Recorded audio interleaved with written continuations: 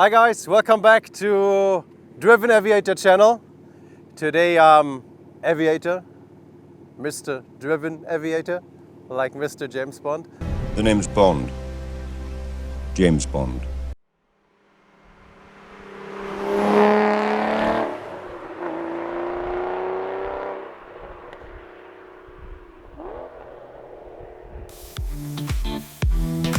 Special cars, rare bikes and airplanes.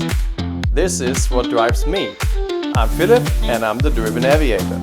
Welcome to my channel.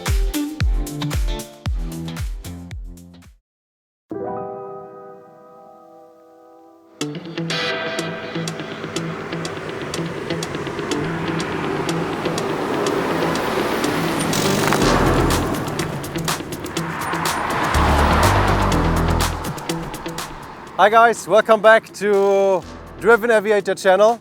Today we don't have a supercar, we don't have a classic car, we have a GT, a very classic GT. We have the 2007 Aston Martin DBS, which is the most aesthetic car in the whole of my collection. I mean, look at those lines. Aren't those lines so beautiful? Everything at this car is just beautiful. I didn't buy this car because it's super fast. I didn't buy it because of performance or some image things. I bought it because it's stunning beautiful.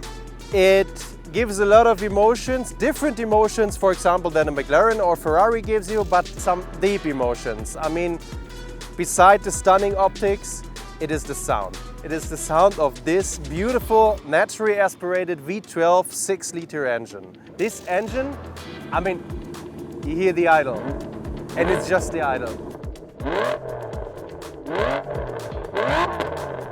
Aston Martin put a lot of efforts in this car.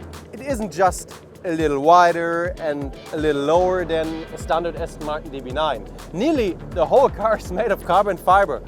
So the rear bumper is carbon fiber. The diffuser is carbon fiber. The trunk lid is carbon fiber. The front fenders is carbon fiber. The hood is carbon fiber. The mirror. Penny. That's just wrong.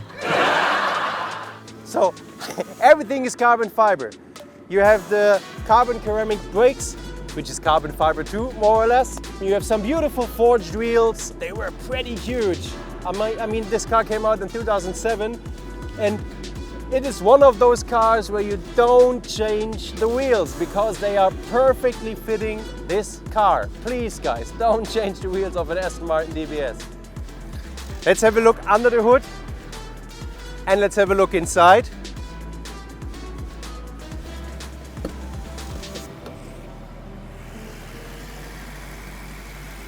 I'm sorry for not cleaning my engine bay. Shame on me, but you know, I more like to drive those cars and not to clean them. This engine is really one of its kind, and there will never ever be such an engine again. As I said, it's naturally aspirated, it's 6-liter, it's a V12 with a beautiful soundtrack. It has 517 brake horsepower, which is plenty of power for this car. This car is 100 kilograms lighter than the Aston Martin DB9, so roughly 1,700 kilograms, which is not a supercar weight, but it's still some kind of lightweight car, and it's totally fine. All right.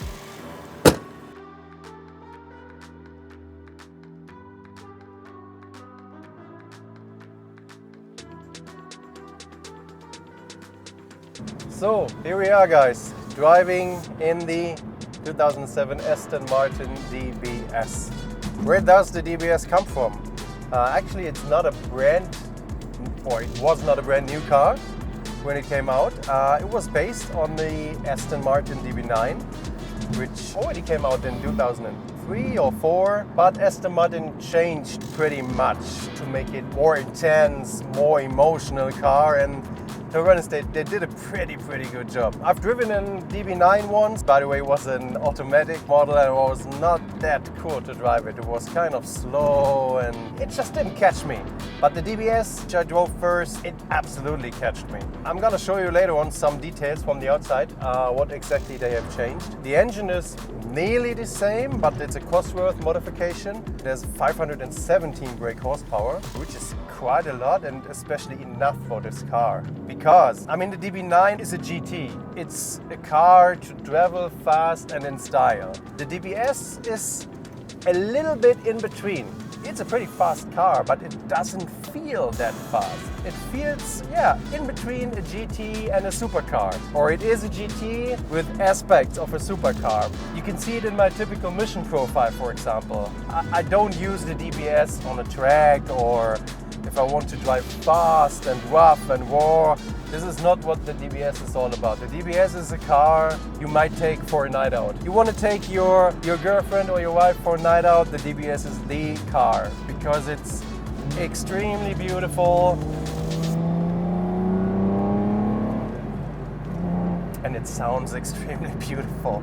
This V12 engine is one of the best sounding engines ever made, ever. I can't describe how good it sounds actually. And it changes its sound pretty much. You have cars that are like kind of monotone in their sound. There are so many facades and silhouettes in the sound of the DBS. It's pretty hard to describe, but you need to hear it because every 1000 RPM more increase gets you a totally different sound from this engine. From throaty to kind of screamy. And by the way, you see this car is fast and it brakes fast.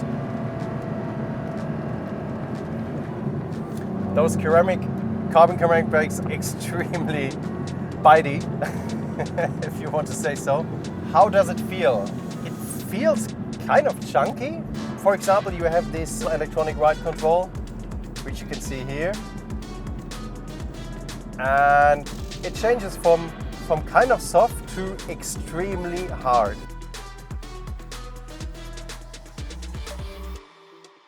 Yeah, one of my personal reasons to buy this Aston Martin DBS obviously was because I'm a big fan of James Bond and especially of Daniel Craig. In 2006, the first movie with Daniel Craig was Casino Royale and it was the debut of this car and I saw this car for the first time and I was so in love because in my opinion it's the most beautiful Aston Martin ever built with one exception and it's the Aston Martin DB5, of course. But from all the modern supercars and sports cars from Aston Martin, the DBS from 2007 is unbeatable because it simply looks so stunning. I mean, this car is, how old is it? It's a nearly 20 years old design and it still looks absolutely stunning and fabulous. Really, you need to see it and you, so often I'm just sitting in front of this car, just looking at the silhouette and just inhaling all those details and it's, I'm getting quite emotional by describing how this car is looking. I think it will still look good in another 50 years because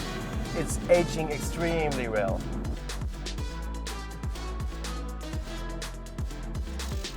As most of my cars, I wanted to have this car as a manual. So there are approximately 3,000 units that have been built of the Aston Martin DBS from this era. And only 10%, so roughly 300 cars worldwide, do have a manual transmission, a manual stick shift. They are not only rare, they are some really special kind. And it's not the best stick shift I've ever driven. I mean, you see this huge gear lever.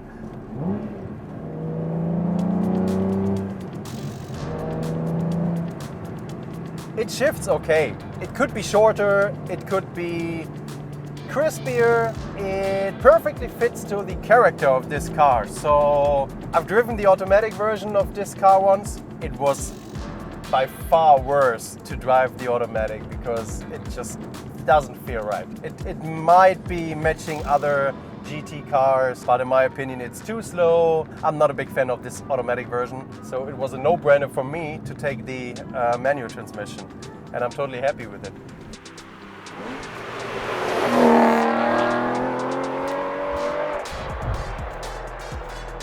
The guys from Aston Martin did an extremely good job in performing this car and did some kind of factory tuning, but it's not too much.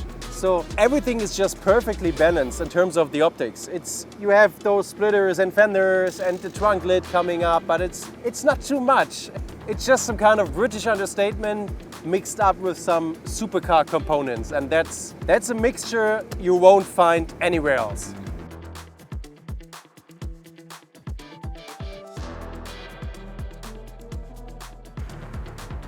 So this was our Aston Martin DBS review. As always, I hope you liked it and hope to see you soon, guys. You're a Driven Aviator.